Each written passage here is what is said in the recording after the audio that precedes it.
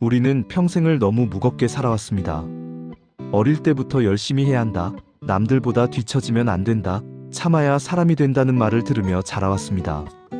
그래서 인생이란 원래 버텨야 하는 것, 견뎌야 하는 것, 끝까지 책임져야 하는 것이라고 믿으며 살아왔습니다. 하지만 어느 순간 숨이 막히듯 마음이 답답해질 때가 있습니다. 아무 일도 없는데 피곤하고 아직 하루가 끝나지도 않았는데 벌써 지친 느낌이 들 때 말입니다. 그때 우리는 묻습니다. 왜 이렇게 사는 게 힘들까? 부처님은 이 질문에 아주 단순한 답을 남기셨습니다. 인생이 무거운 게 아니라 우리가 인생을 무겁게 들고 있기 때문이다. 1. 우리는 왜 인생을 무겁게 느끼는가? 가만히 돌아보면 인생이 무거워진 이유는 커다란 사건 때문이 아닙니다. 대부분은 아주 사소한 생각들입니다. 남들과 비교하는 마음, 지금까지 해온 선택에 대한 후회, 앞으로 다가올 노후에 대한 불안, 자식 걱정, 건강 걱정, 돈 걱정. 이 걱정들은 하나하나 보면 별것 아닌 것 같지만 쌓이면 마음을 짓누릅니다. 부처님은 말씀하셨습니다. 괴로움은 밖에서 오는 것이 아니라 내가 붙잡고 있는 생각에서 나온다. 이미 지나간 일은 아무리 곱씹어도 바뀌지 않습니다. 아직 오지 않은 일은 아무리 걱정해도 오지 않습니다. 그런데 우리는 이미 끝난 과거와 아직 오지 않은 미래 사이에서 현재를 놓친 채 살아갑니다. 그래서 하루가 지나가도 오늘을 살았다는 느낌 대신 또 하루를 버텼다는 말이 입에서 먼저 나옵니다. 이 부처님이 말한 무상의 진짜 의미, 부처님 가르침의 핵심은 무상입니다. 모든 것은 변하고 모든 것은 머물지 않는다는 뜻입니다. 이 말을 처음 들으면 허무하게 느껴질 수 있습니다. 어차피 다 사라질 건데 왜 애써 살아야 하나? 하지만 부처님이 말한 무상은 삶을 포기하라는 말이 아닙니다. 오히려 삶을 더 깊이 누리라는 초대입니다. 꽃은 언젠가 지기 때문에 아름답고 노을은 잠시 머물기에 더 눈부십니다. 만약 모든 것이 영원하다면 우리는 감사하지 않을 것입니다. 부처님은 말씀하셨습니다. 사라질 것을 알기에 지금이 더 소중해진다. 인생도 마찬가지입니다. 언젠가 끝난다는 사실이 오늘 하루를 귀하게 만듭니다. 3. 인생은 정말 별거 아닙니다. 인생 별거 없다는 말은 체념이 아닙니다. 깨달음입니다. 인생이 별거 아니라는 걸 깨닫는 순간 우리는 더 이상 모든 것을 완벽하게 하려 애쓰지 않습니다. 남의 기대에 맞추느라 나 자신을 잃지 않아도 되고 모든 관계를 끝까지 붙잡지 않아도 됩니다. 부처님은 삶을 소풍에 비유하셨습니다. 소풍에서 중요한 건 목적지가 아니라 가는 길에서 무엇을 보고 무엇을 느끼느냐입니다. 그런데 우리는 소풍을 가면서 언제 끝날지만 계산하며 걸어온 건 아닐까요? 4. 집착이 마음을 무겁게 한다. 부처님은 분명히 말씀하셨습니다. 집착은 곧 괴로움이다. 돈에 대한 집착, 관계에 대한 집착, 인정받고 싶은 마음에 대한 집착. 특히 중년 이후에는 이 나이에 이 정도는 돼야지라는 보이지 않는 기준이 사람을 더 괴롭게 합니다. 하지만 기준이 높아질수록 만족은 멀어집니다. 부처님은 놓아버림을 패배가 아니라 자유라고 보셨습니다. 손에 쥔 것을 내려놓으면 공허함이 오는 것이 아니라 숨 쉴 공간이 생깁니다. 나이가 든다는 것의 의미. 나이가 든다는 건 많은 사람에게 두려움입니다. 몸은 예전 같지 않고 기억력은 흐려지고 세상은 점점 빠르게 변합니다. 하지만 부처님은 늙는 것을 실패로 보지 않으셨습니다. 몸은 늙어도 마음까지 낡을 필요는 없다고 하셨습니다. 곱게 늙는다는 것은 젊음을 붙잡는 것이 아니라 미련을 내려놓는 것입니다. 분노를 덜어내고 비교를 내려놓고 지나간 일에 대한 자책을 줄여가는 것. 그것이 가장 품격 있는 노년입니다. 6. 지금 이 순간을 사는 연습. 우리는 늘 과거 아니면 미래에 살고 있습니다. 그때 그렇게 했어야 했는데 앞으로는 어떻게 살아야 하지? 하지만 부처님은 지금 이 순간을 가장 중요한 수행의 자리라고 하셨습니다. 지금 마시는 물 한 모금, 지금 걷는 이 한 걸음, 지금 듣는 한마디 말, 이 순간을 알아차리는 것만으로도 마음은 한결 가벼워집니다. 7. 가볍게 살 용기. 가볍게 산다는 것은 책임을 버리는 것이 아닙니다. 불필요한 짐을 내려놓는 용기입니다. 모든 문제를 해결하지 않아도 되고 모든 사람에게 이해받지 않아도 됩니다. 부처님은 이미 충분히 애써온 우리의 삶을 꾸짖지 않으셨습니다. 오히려 이렇게 말씀하셨습니다. 이제는 조금 쉬어도 된다. 8. 인생의 끝에서 남는 것. 사람은 빈손으로 와서 빈손으로 떠납니다. 마지막에 남는 것은 돈도 지위도 아닙니다. 얼마나 웃었는지, 얼마나 감사했는지, 얼마나 누군가에게 따뜻했는지, 그 기억이 인생의 마지막에 가장 큰 위로가 됩니다. 9. 오늘을 사는 당신에게, 지금 이 글을 듣고 있는 당신에게 부처님의 말을 대신 전하고 싶습니다. 인생을 너무 무겁게 살지 마십시오. 이미 충분히 애써왔습니다. 오늘 하루를 조금 더 가볍게, 조금 더 담백하게, 조금 더 재미있게 살아도 됩니다. 인생은 별거 아닙니다. 그래서 더 소중합니다. 10. 우리는 왜 스스로를 그렇게 몰아붙이며 살아왔을까? 조금만 뒤돌아보면 우리는 늘 자신에게 엄격했습니다.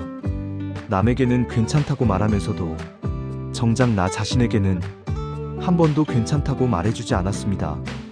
이 정도로 힘들다고 말하면 안 되지.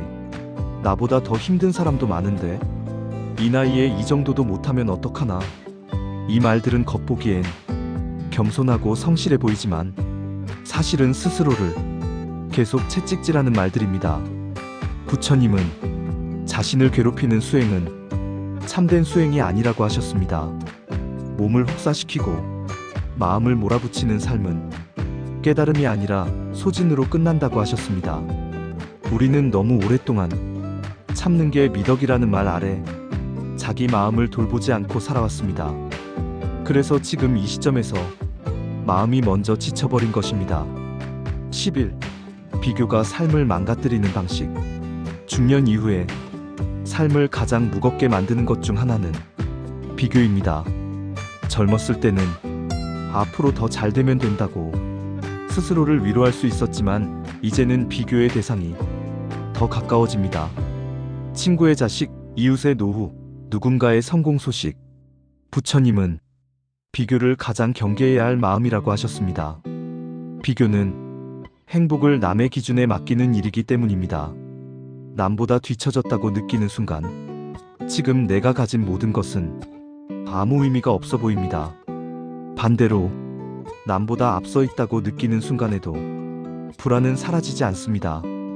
언제 뒤집힐지 모르기 때문입니다. 부처님은 말씀하셨습니다. 비교하는 마음이 사라질 때 비로소 평안이 시작된다. 당신의 인생은 누군가와 경쟁하기 위해 주어진 것이 아닙니다. 각자의 속도로 각자의 길을 가도록 주어진 것입니다. 12. 돈과 인생을 바라보는 관점. 많은 사람들이 인생을 가볍게 살라는 말을 들으면 책임을 버리라는 말로 오해합니다. 특히 돈 문제 앞에서는 더 그렇습니다. 하지만 부처님은 돈 자체를 부정하지 않으셨습니다. 문제는 돈이 아니라 돈에 대한 집착이라고 하셨습니다. 돈이 있어도 불안한 사람은 계속 불안합니다. 돈이 없어도 비교하지 않는 사람은 생각보다 평온합니다. 중요한 건 얼마를 가졌느냐가 아니라 돈이 내 마음을 얼마나 흔들고 있는가입니다. 부처님은 돈을 목적이 아니라 도구로 보라고 하셨습니다. 삶을 지탱하는 데 필요한 만큼, 그리고 누군가를 돕는 데 쓸 수 있다면 그 자체로 충분하다고 하셨습니다. 13. 관계에서 내려놓아야 할 것들. 나이가 들수록 관계는 줄어듭니다. 이건 실패가 아닙니다. 자연스러운 흐름입니다. 젊을 때는 사람을 많이 만나는 것이 능력처럼 느껴지지만 시간이 지나면 깊은 관계 몇 개면 충분하다는 걸 알게 됩니다. 부처님은 모든 인연은 머무는 시간이 다를 뿐 영원한 인연은 없다고 하셨습니다. 억지로 붙잡는 관계는 서로를 지치게 합니다. 자연스럽게 멀어지는 인연을 원망하지 않아도 됩니다. 그 인연은 그 시점까지의 역할을 다한 것입니다. 14. 후회라는 감정 다루는 법. 중년 이후에 가장 자주 찾아오는 감정 중 하나가 후회입니다. 그때 그렇게 하지 말았어야 했는데 왜 그 말을 했을까? 조금만 다르게 살았더라면. 하지만 부처님은 과거를 붙잡는 마음 역시 집착이라고 하셨습니다. 그때의 나는 그때의 조건 안에서 최선을 다해 선택한 것입니다. 지금의 기준으로 과거의 나를 심판하는 것은 공정하지 않습니다. 부처님은 과거를 반성하되 그 자리에 머물지 말라고 하셨습니다. 반성은 앞으로 나아가기 위한 것이지 스스로를 벌주기 위한 것이 아니기 때문입니다. 15. 마음이 가벼워질 때 나타나는 변화. 마음을 조금 내려놓기 시작하면 이상한 변화가 생깁니다. 사소한 일에 덜 화가 나고 남의 말에 덜 상처받고 혼자 있는 시간이 덜 외로워집니다. 부처님은 이 상태를 세상에 속해 있지만 세상에 휘둘리지 않는 마음이라고 하셨습니다. 문제가 없어지는 것이 아니라 문제를 대하는 마음이 달라지는 것입니다. 16. 삶의 속도를 늦춘다는 것. 우리는 너무 오랫동안 빠르게 살아왔습니다. 빨리 성공해야 했고, 빨리 자리 잡아야 했고, 빨리 안정돼야 했습니다. 하지만 인생에는 속도가 정해져 있지 않습니다. 늦었다고 느끼는 순간조차 사실은 아직 당신의 시간 안에 있습니다. 부처님은 늦었다고 느낄 때가 가장 빠른 때라고 하셨습니다. 그때 비로소 자기 삶을 돌아보기 시작하기 때문입니다. 17. 인생을 대하는 마지막 태도. 인생을 잘 산다는 것은 모든 걸 잃었다는 뜻이 아닙니다. 자기 삶을 미워하지 않았다는 뜻입니다. 부처님은 삶의 마지막에 가장 중요한 질문은 얼마나 가졌는가가 아니라 얼마나 괴로워하지 않았는가라고 하셨습니다. 조금 부족해도 괜찮고 조금 흔들려도 괜찮습니다. 그 자체가 살아있다는 증거입니다. 18. 다시 오늘을 사는 당신에게 이제 다시 처음으로 돌아가 이 말을 전하고 싶습니다. 인생은 생각보다 훨씬 가볍게 살아도 됩니다. 이미 충분히 애써왔습니다. 오늘 하루만큼은 스스로에게 조금 느슨해져도 괜찮다고 말해주세요. 인생은 별거 아닙니다. 그래서 지금 이 순간이 더없이 귀합니다. 19. 이제는 나를 위해 살아도 된다는 허락. 많은 중년과 시니어 분들이 마음속으로 이런 질문을 합니다. 이제는 나를 위해 살아도 될까요? 하지만 동시에 이런 죄책감도 따라옵니다. 아직 자식이 남았는데 내가 편해지면 안 되는 것 같아서 지금까지 참아왔는데 이제 와서? 부처님은 이 질문에 분명히 답하셨습니다. 이미 충분히 베풀었고 충분히 참았다. 누군가를 위해 살아온 인생이 의미 없다는 말이 아닙니다. 다만 이제는 그 인생 위에 당신 자신을 올려놓아도 괜찮다는 뜻입니다. 나를 챙긴다고 해서 이기적인 사람이 되는 것은 아닙니다. 오히려 나를 돌볼 줄 아는 사람이 타인도 더 잘 이해하게 됩니다. 20. 아무도 몰라주는 인생이라는 착각. 중년 이후에 가장 깊게 남는 외로움은 고독 그 자체가 아니라 아무도 나를 알아주지 않는다는 느낌입니다. 평생 가족을 위해 일했고 묵묵히 책임을 다했고 큰 사고 없이 살아왔는데 어느 순간 내가 무엇을 해왔는지 아무도 묻지 않는 것 같을 때 마음이 허전해집니다. 하지만 부처님은 말씀하셨습니다. 세상이 알아주지 않아도 내가 나를 인정하면 충분하다. 우리는 너무 오랫동안 인정의 기준을 밖에 두고 살아왔습니다. 회사, 가족, 사회, 타인의 평가. 이제는 그 기준을 조금 안으로 가져와도 됩니다.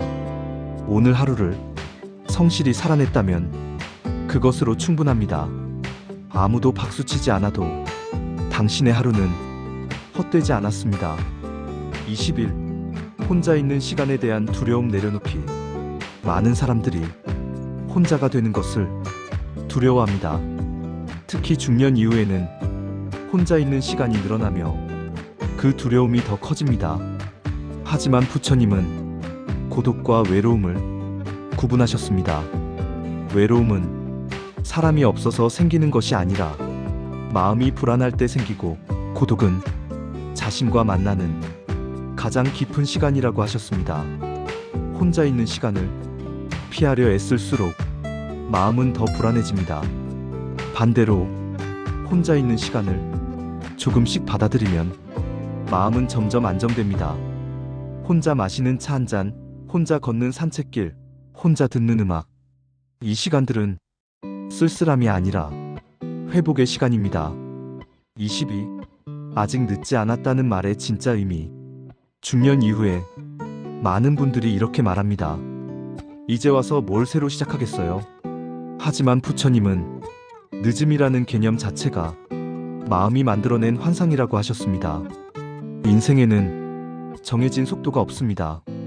누구는 일찍 깨닫고 누구는 늦게 깨닫습니다. 하지만 깨닫는 순간부터가 그 사람의 시작입니다. 오늘 이 말을 듣고 마음이 조금이라도 가벼워졌다면 그것이 바로 새로운 시작입니다. 23. 실패를 다시 바라보는 시선. 지나온 인생을 돌아보면 성공보다 실패가 더 또렷하게 떠오를 때가 있습니다. 하지만 부처님은 실패를 인생의 낙오로 보지 않으셨습니다. 실패는 삶이 방향을 수정하라는 조용한 신호일 뿐이라고 하셨습니다.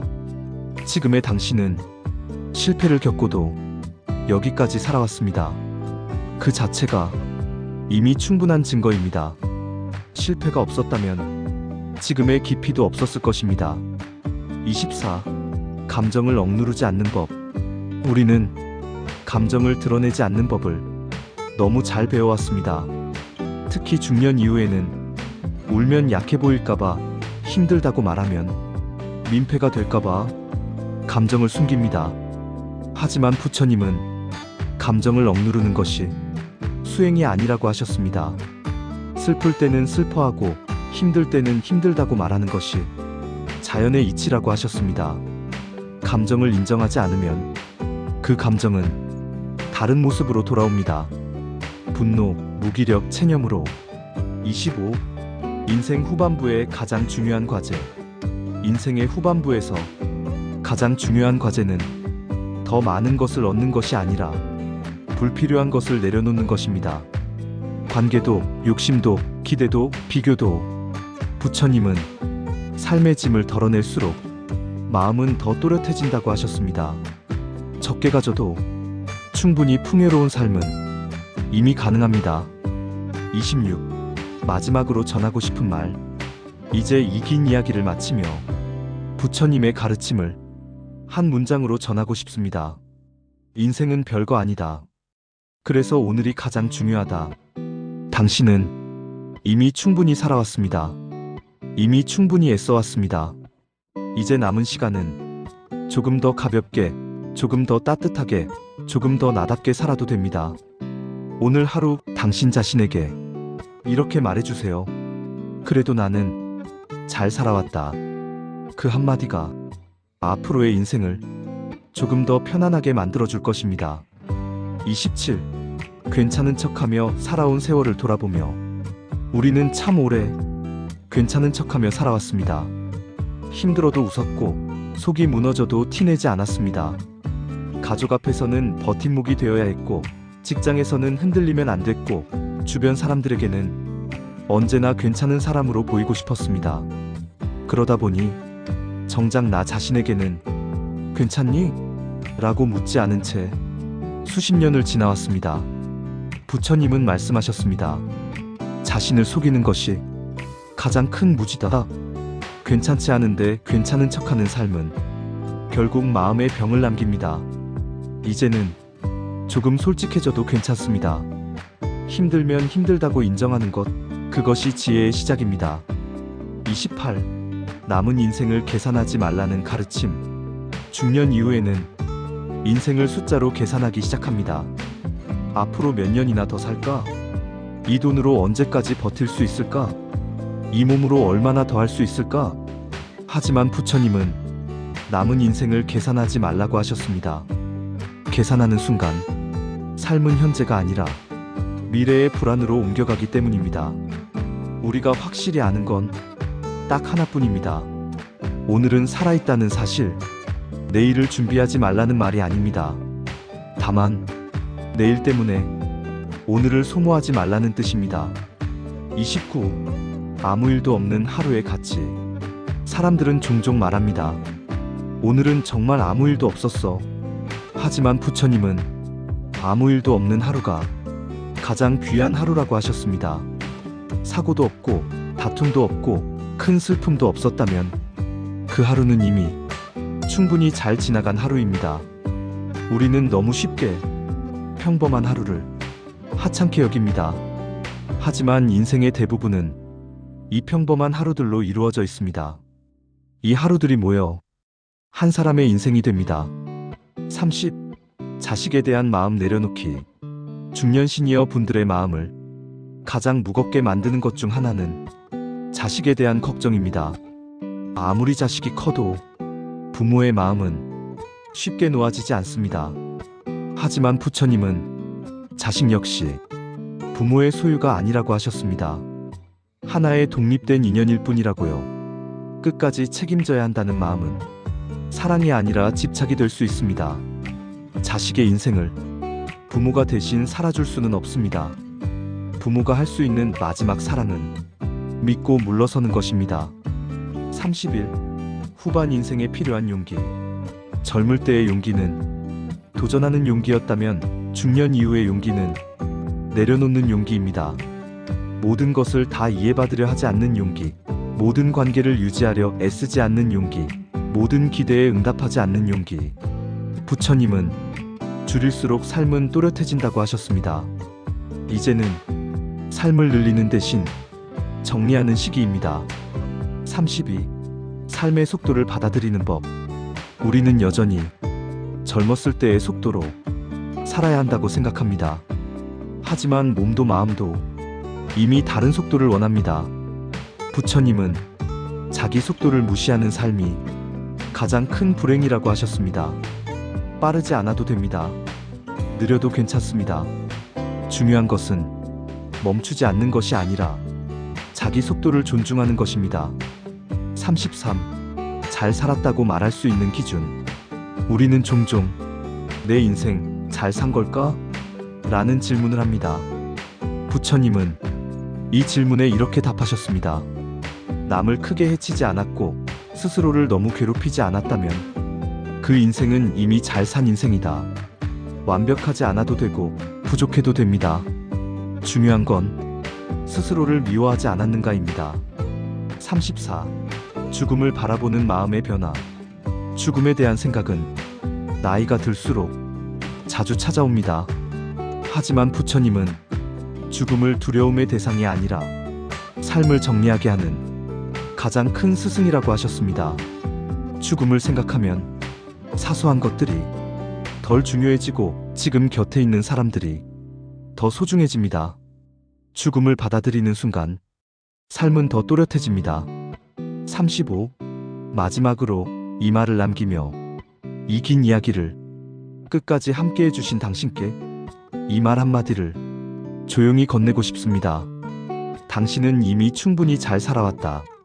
이제 남은 인생은 증명하는 삶이 아니라 누리는 삶이 되어도 됩니다.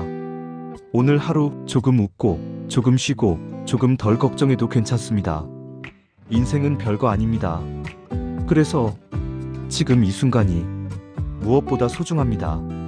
앞으로도 함께 배우며 공감하는 시간이 되었으면 합니다. 구독 부탁드립니다. 감사합니다.